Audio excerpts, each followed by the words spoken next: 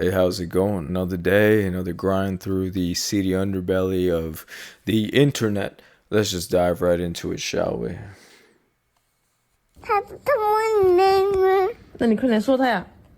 神经病？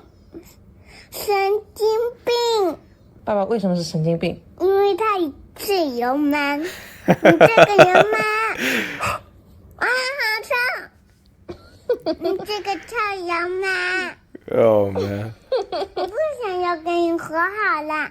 哦，他怎么？ Bro, that's so adorable, dude. I'm sorry, Asian kids are the cutest by far. You know when they got the fat little cheeks and then they got these small eyes, and when they smile, it just closes. This might shock you, but Lord 50 knows years old, I no wouldn't tech mind having background, one, man. and works with robots. Aww. I'm on the wholesome side of the gram today, dude. Damn. Thing is, we can't eat that. Actual visual representation. She's cooked. This is why she's so expensive. Hella cute, hella cute. That's not the feed I'm looking for, though. I'm looking for, let's see, Men let's with go to... no hose. Uh-huh. Where are you? What are Where you are doing? you? And if you put plus text, grab the cell, comma, DDD, it literally gives you the day of the week. How fucking cool is that shit? Men with no hose. Dude, that's true, actually. All the good guys, so to speak, they're actually out there. Well, not rather out there. They're rather in their homes, just hanging out, just, doing nerdy shit all day long. Honestly, I kind of found that hot. Yeah, you know what's weird is, I work on Excel quite a bit, and what's weird is these chicks once approached me while I was working at a Starbucks, and she said, it's hot that you're working. I'm like, that's how it goes these days. It's just hot to be working somewhere in public. Like, damn, dude, I don't know if the bar is low or what, but hell, I'll take it as a compliment. I know I'm pretty sexy when I work. I know I'm sexy doing anything, so that's freaking awesome. They're working, darling. Yeah, exactly. Who puts formulas in lowercase? Spreadsheets are weapon. No, actually, data analysis spreadsheets, learn to use them. Learn to actually use them. It's just, it looks technically boring, but if you can understand how to quantify data, pattern it out, and use that to not just make projections, but analyze your life, your past repetitive behaviors, your actions. It's as interesting as like quantifying the number of times, let's say you and your girlfriend, quantifying the number of times you fought over the months and create a pattern out of it. And you can actually pinpoint and identify those key months that you guys ended up fighting and try and identify the stressors and figure out what went wrong. And really, it's just this kind of conscious tracking of your own habits, your own patterns. That's what data analysis is. And you use tools like spreadsheets to do those things. It's very cool and it's applicable across so many contexts. And I sound like the sexiest nerd right now, so... Wrong yeah. tree. In a quiet village in Ilocos, a young man named Carlo moved into his grandparents' old wooden house. One night, he cut down a large... I actually love these. Why does it seem like Asia is always so much more haunted compared to the West? tree beside the house to make room for a new garden. That tree had been there for many years, and the villagers warned him not to touch it. They believed a batibat lived inside. Shit, man. That just reminds me of Toronto slang. Yo, batibat. A demon spirit that curses anyone who disturbs her home. Carlo didn't believe in such stories and laughed them off. That night, Carlo went to sleep feeling tired. But at midnight, he woke up unable to move. He tried to scream, but no sound came out. A heavy weight pressed on his chest, and he saw an old fat woman with long nails and angry eyes sitting Quarter on him. pounder. Her face was full of hate.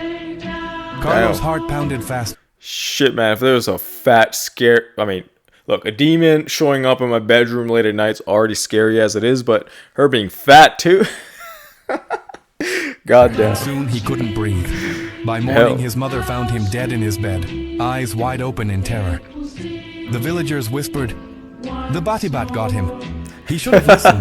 Write your country and I'll make a video from there." It sounds funny as hell, dude. The Batibat got him, bro. I've had sleep paralysis for years. They say if you masturbate, the spirit... What the fuck? What am I reading, you degenerate motherfucker? Nice story for the Philippines. Man, I love the Philippines. Hey friends, one thing I do every day is one scoop. You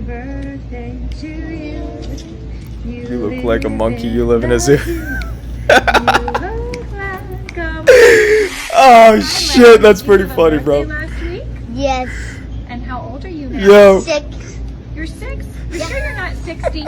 I'm in 6. You're 6. Can we sing happy birthday to you? All right, here we go. bruh. Happy birthday to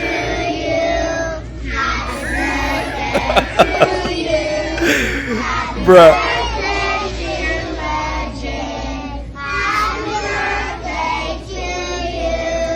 Would you like the funny song now that I sing to you? Okay. At least you forewarned. It's the funny song. You've been warned, bro. Happy birthday to you. Hey. You live in the zoo. Wait, what the hell? Look like a monkey. Hey! Smell like one, You two. smell like one too. Give a clap, everybody. Yo, look at that kid's face. You knew something's wrong, man.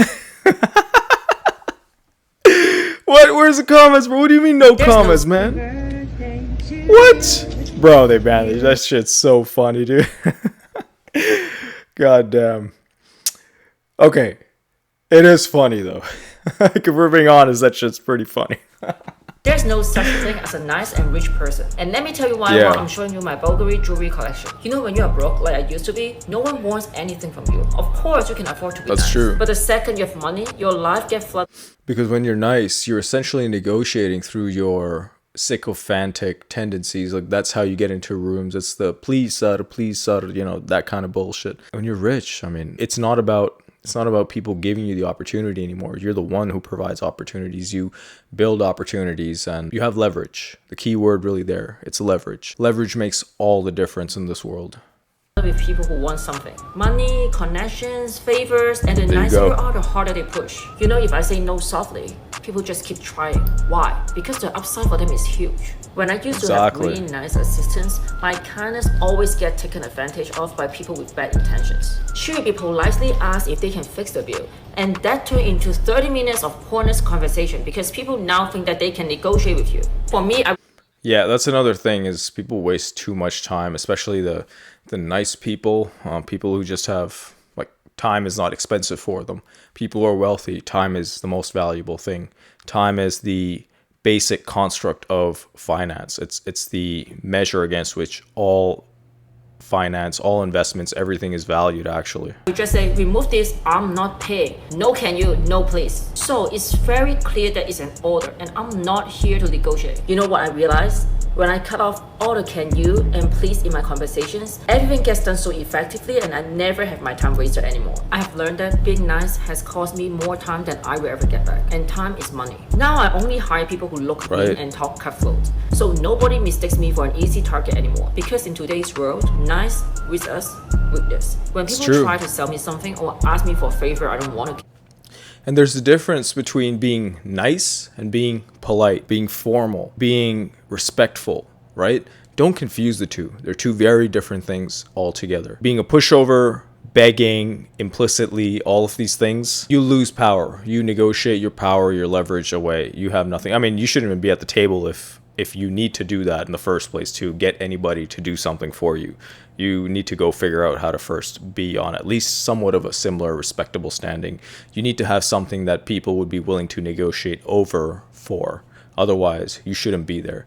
Figure that shit out first. I just say no straight up. I don't give whole paragraph of excuses. Sometimes I even cut them off mid-sentence because if I reject nicely with excuses, people will just keep coming back with more reasons to convince me instead of shut up. I'm saving both of us time. But if you can respect a no, then I will raise my voice to make sure it's clear. You may call it rude, I call it efficient. So yeah, every sweet and nice rich person you see is faking one of the two.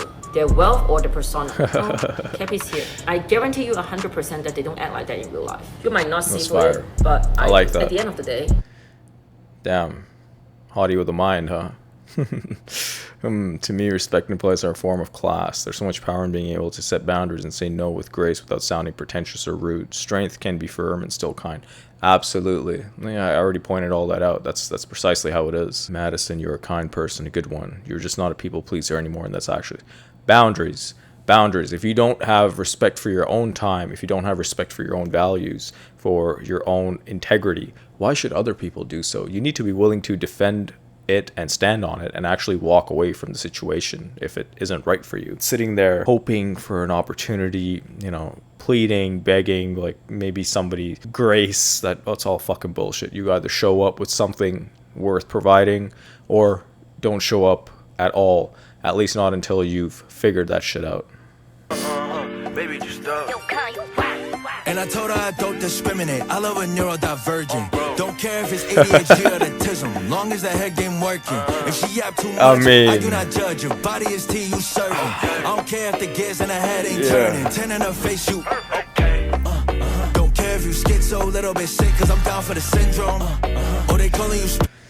I mean, I'm not gonna lie, man. I've been seeing some of these Down syndrome chicks on the feed before, and man, they're glowing up these days, bro.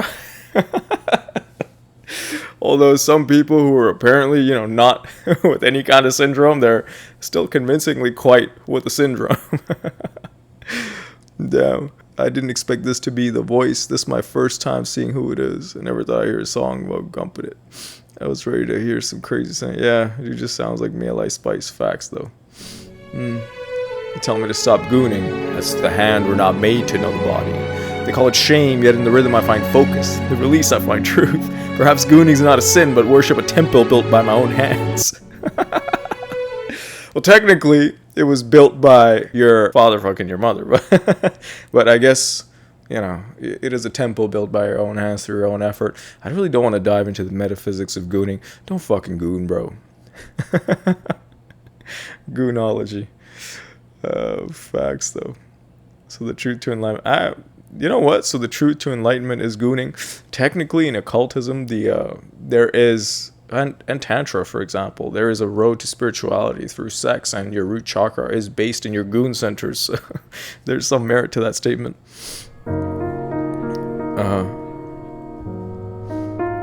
Yeah.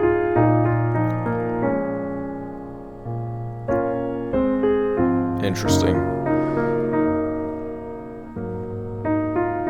Oh, it's a cat. Cats don't do labor. Yeah.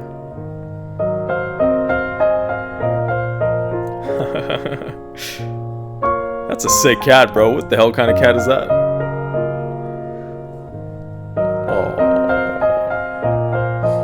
Oh, that's adorable, dude. I'm getting chills, man.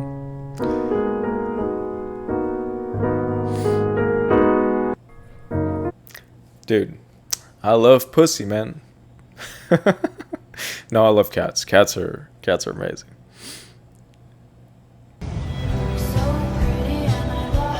Damn.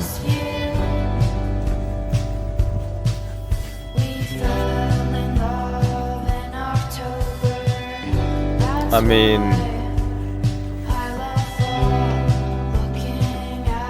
hold on. I feel like it's leading up to something good. Damn, what the fuck? Not bad. Not bad. That's why I love Asia, man.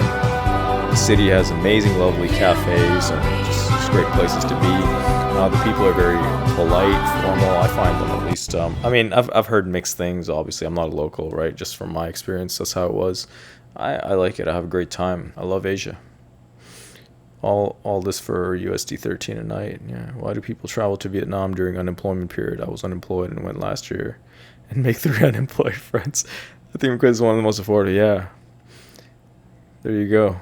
Don't judge a book by its cover. Honestly, the core downtown sort of area, I went to Ho Chi Minh. The development there is fantastic. It's fantastic and super fun, vibrant. I mean, it's just compared to the West, man. The West is so dead in its nightlife and in the way that people interact with each other, like fucking cold, half retarded, drugged out, isolated zombies. But people there actually talk to each other. They vibe, they smile, they know how to break ice. There's no awkward individuality, isolated fucking ADHD type. Although I kind of fuck with ADHD, but ADHD is not the right term. This like isolated, like, I don't know how to say hi or even sound decent to people. Yeah, it's just, it's better. It's better. The best financial advice you ever got from a mentor? Stay small enough, long enough, you'll be big enough soon enough. Damn. That means keep the expenses low whenever your money is high.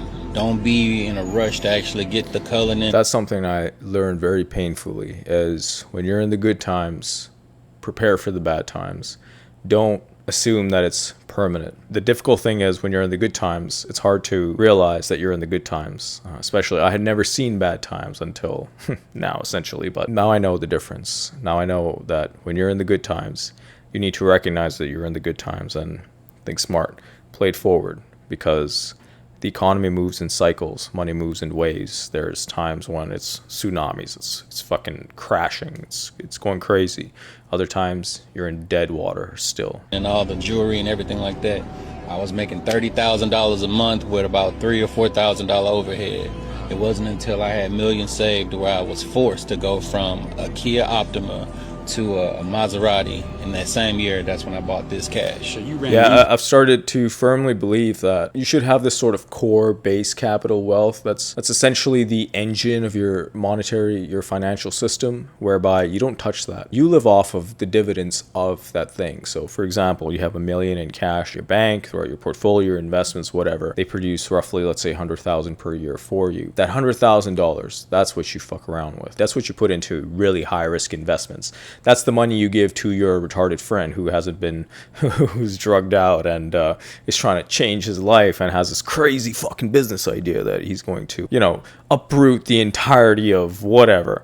That's where you give them money from. You don't touch your core capital. That's for either future compounding or for your toys, your fun, your women. Because what else is the point? I mean, you're working hard, you're building all this up. Of course, you do need to enjoy it, but it shouldn't come at the cost of your future time. For a while. Yeah, for sure. Now, 1 in 4 millionaires are living paycheck to paycheck in today's world. From your perspective, what keeps people broke in today's world? Scrolling, watching other people live their life versus getting it after themselves. And what was the deepest life quote that you've ever heard?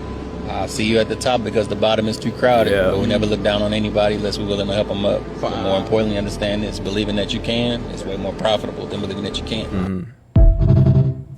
I fuck with that. Good shit. All right, on that note, we're done. Thank you for watching. Don't forget to like, comment, and subscribe. We'll be back with more beautiful gems and dirt and filth from the depths and recesses of my IG soon enough. See you later. Dion out.